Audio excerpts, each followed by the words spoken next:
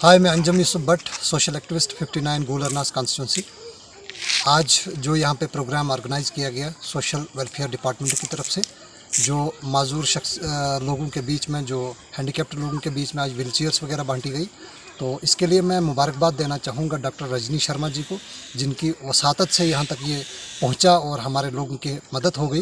तो मैं उम्मीद करता हूँ कि आने वाले वक्त में ये इस तरह की मदद, इस तरह के सिस्टम को उजागर करना होगा, क्योंकि यहाँ जो हमारा इलाका है ये बहुत पसमानदा इलाका है और यहाँ पे इस काम को तवज्जो देने की बहुत अज़हद ज़रूरत है।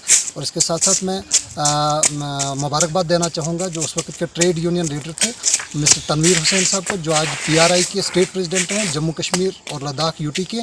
तो मैं उनको भी मुबारकबाद, तहदिल से मुबारकबाद देना चाहूँगा। उसके बावजूद जो हमारे सोशल वेलफेयर डिपार्टमेंट के लोग मुलाजमीन हैं उनको भी मुबारकबाद देना चाहूँगा। और ख़ास तौर पे मैं अप्रिशिएट करना चाहूँगा वॉलंटियर्स के लिए, जिन्होंने आज बहुत बड़ा साथ निभाया। और आने वाले वक्त में इंशाल्लाह मुझे उम्मीद है कि आने वाले वक्त में इससे बेहतरीन रोज़गार जो है, इससे बेहतरीन जो है मंसूबे जो है मंजर आम पे आएंगे। शुक्रिया, वस्सलाम।